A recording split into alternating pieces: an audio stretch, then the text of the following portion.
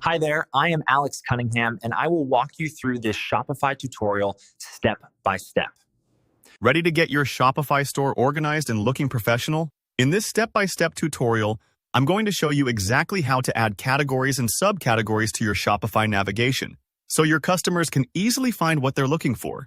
By the end of this video, you'll have a clean, user-friendly menu with drop-downs or even a mega menu, making your shop look and feel like a pro e-commerce site. Let's jump right in. The first thing you want to do is head over to your Shopify admin dashboard. From the menu on the left, click on Online Store. This is going to be your hub for customizing how your website looks to visitors. Now, select Customize.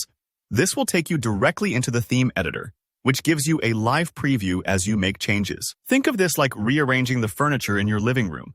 You want things to be accessible and look great, and the Customize section is where all of that rearranging happens. Next, look near the top of your page for your website's header. Go ahead and click on Header. The header is where your main menu lives, and it's the prime real estate for showcasing your key categories. Imagine it like the signposts you'd have in a physical store, pointing folks toward various sections. Now, to add a new category, sometimes called a collection or section, you'll want to find the main menu option here, and then locate the Edit button. Click Edit. Inside the main menu editor, you'll see a list of all your current menu items. To add your new category, hit Add Menu Item. You'll be prompted to give this new menu item a name. This is the category label, like men's apparel, new arrivals, or electronics. Choose something clear and straightforward for your customers. Next, you'll be asked to link this menu item to a page or collection.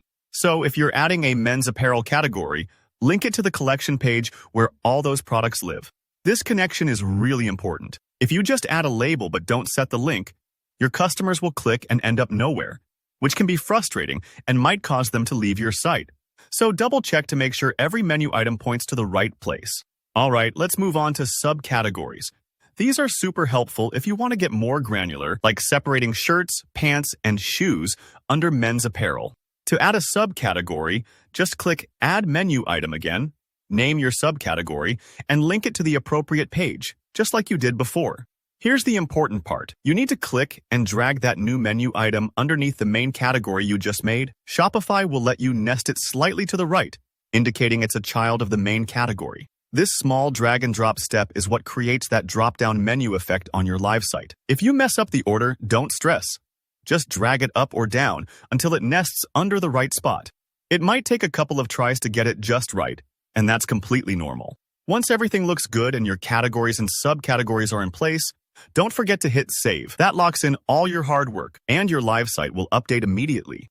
If your theme supports it, you'll notice that hovering over a category now reveals a dropdown, or even a mega menu for those super organized stores with lots of subcategories. It's that simple, and just like that, you've set up a clean, navigable menu for your customers. Well done! This small change goes a long way toward making your shop feel more professional and easier to explore. If you found this tutorial helpful, please hit that like button. And if you have any questions or want to see more Shopify tips, drop a comment down below. I always enjoy hearing from you, and I'm here to help. And don't forget to subscribe for more step-by-step Shopify tutorials and e-commerce advice. Thanks for watching, and I'll see you in the next video.